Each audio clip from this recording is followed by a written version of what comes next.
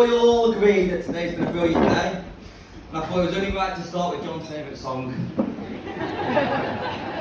No detail has gone unturned, other than the fact that I should say Andy and John.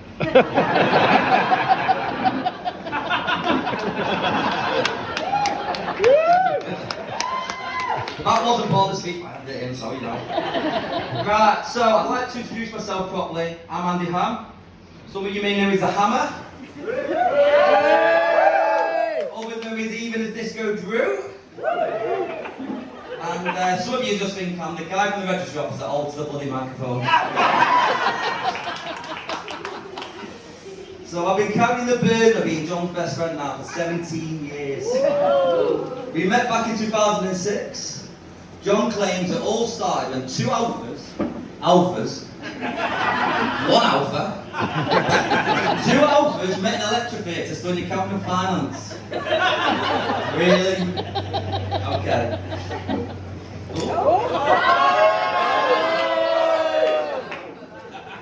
Well, cool. Okay, so it's far less barbaric than that. Let me set the scene. It was the third week of uni. We had a group project that started at 9 AM. Sorry, Neil, he was late. It's now 11, and a dishevelled young teenager walks into the classroom, smelling of stale liquor and kebabs, wearing a Creastone Island jacket, bollocks. Yeah. A Creastone Island jacket. He looked like he needed a bloody good wash on an early night, and it turned out to be my best pal, John Boyd. I can even remember the first word J-Mac said to me. Hey mate, can I ask a favour? Can you sign me into the register this afternoon? Grab me some notes and I promise tomorrow I'll do some work. 17 years later, nothing's fucking changed. Okay. A few words about the bride. First of all, can I get a round of applause for how beautiful the bride and the bridal party look today?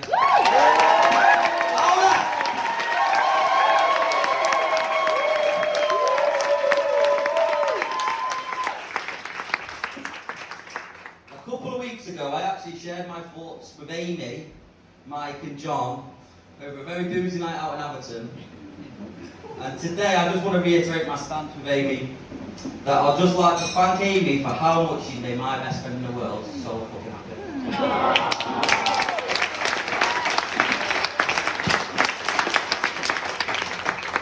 I'd like to think that me and Amy's grown really close over the last few years, and Tasha and Archer and I now see you as family. Yeah. Nope. Don't know him. Are we the bastard? No. Who said that?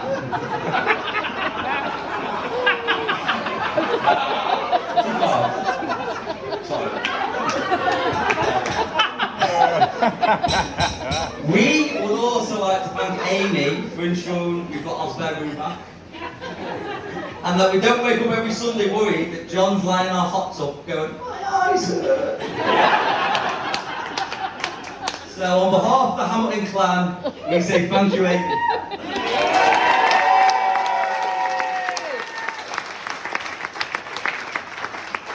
A few words about the groom, 2 pages to be precise.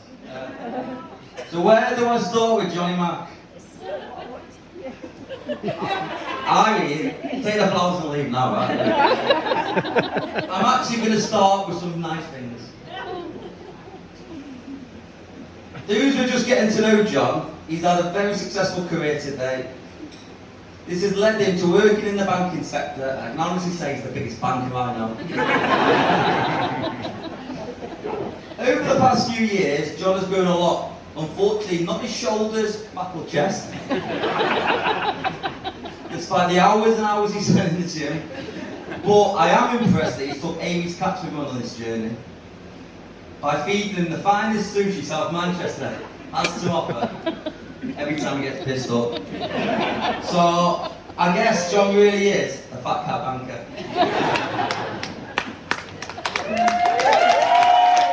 That's nice. Over the years, John and I have been through a lot together. We've been by each other's sides through thick and thin, including many firsts. Don't worry, I'm not going to mention the first breakup. Tough girl. I'm going to start with John's first class honours degree in accounting and finance at MMU. MMU, right.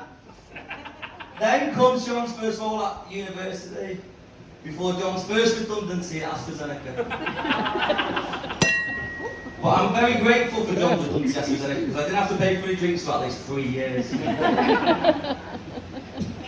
Next came John's first nomination for Northwest Young Accountant of the Year. But I was with John's side when he first tasted defeat. Oh. Despite the taste of defeat, the Fat Cat Banker was born. And like any other banker, there's a few skeletons to tell.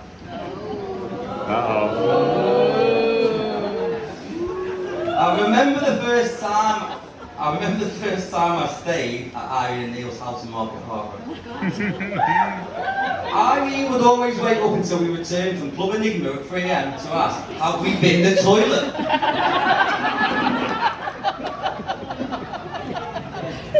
I thought this was really strange.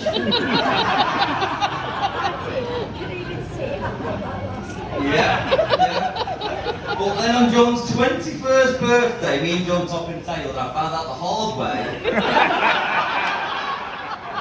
why I used to ask, have we been the toilet?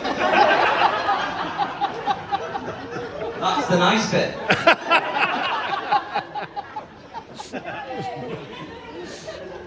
At the end of John's first year, John planned a booze night out with his friends from home school. Unfortunately for John got mugged for his mobile phone, and always the John that we love, he always lands on his feet. The noble muggers gave me the call, and Jordan, to let us know that they're about to mug John and could be called an ambulance. It is actually true.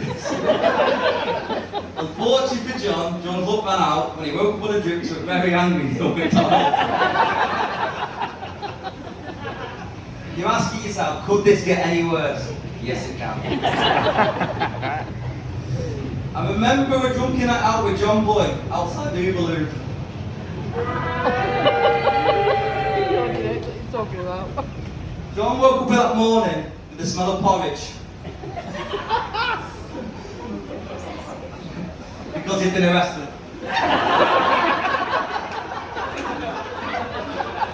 Before they released John, they took him out of the cells, down to the alderman, and he said, John, do you have a phone call to make? He said, can you go to my phone and call my mate Disco Drew to find out where he is? Is it true?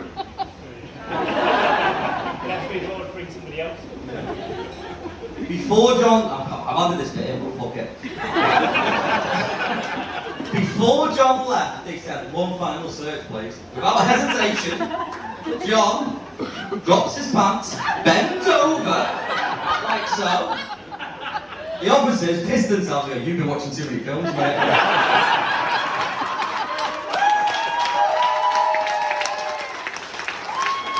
I wasn't going to say that bit. It drags it out of me. I'd like to end my words about the groom with my favourite story about John. That's not the worst bit.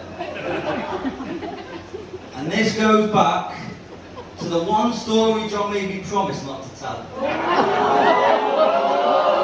Do you want to hear it?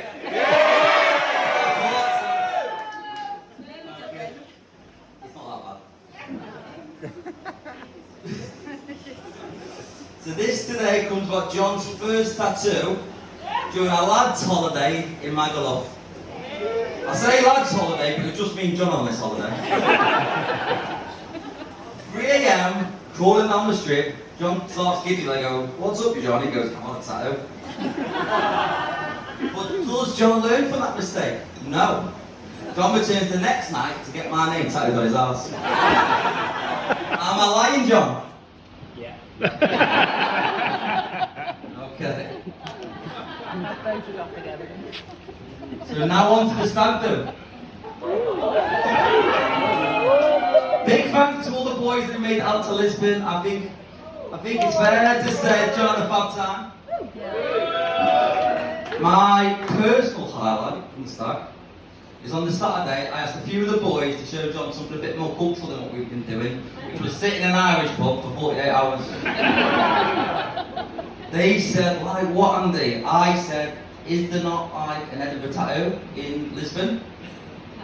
They look confused. I said, come on, let's do something like the Edinburgh tattoo. They said, fine. What I didn't expect was for John Boy and Dead Pete to return several hours later with matching tattoos. One saying, no Scotland, no party. No Scotland, no party. No Scotland, no party. And Dead Pete, stand up, Dead Pete.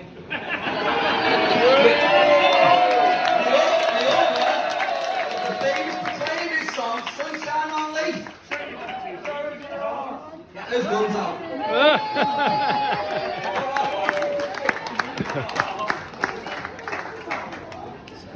By the end of the stag, us boys had succeeded in breaking John's soul. On our flight home over Lisbon, we flew over France, and John looked at me in a very fragile state and said, do you think the pilot will stop in France? Because I feel hungover. Embarrassing. So, all the lads from Lisbon, take a bow. Is that the bad bit? No, it isn't. Me and John Boy, we have a score to settle, actually.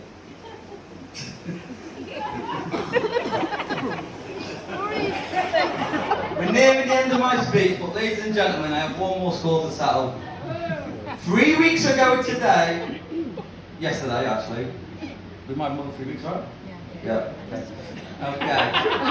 3 weeks ago, John had the pleasure of being my best man.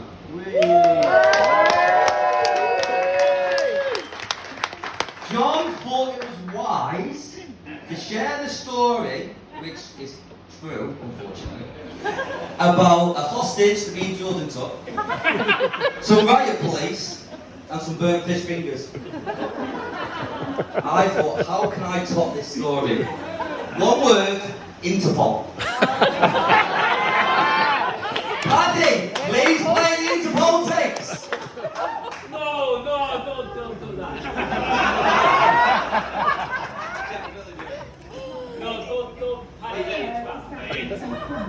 Don't be into that. It's not that bad, it's not that Can't hear it. bad. Right, we've got it out, he doesn't like this one. Anyone who wants to hear it, £10 round the back of there later, you've got it.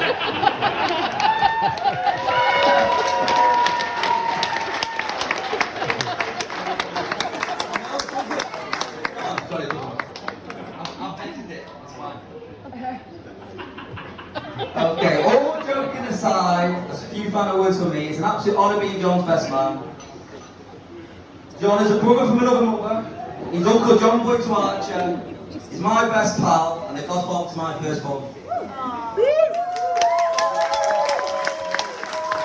All that's left to say is to me, I absolutely love John and Amy, and it's my greatest pleasure to say, please raise your glasses for the new Mr. and Mrs. McDonald!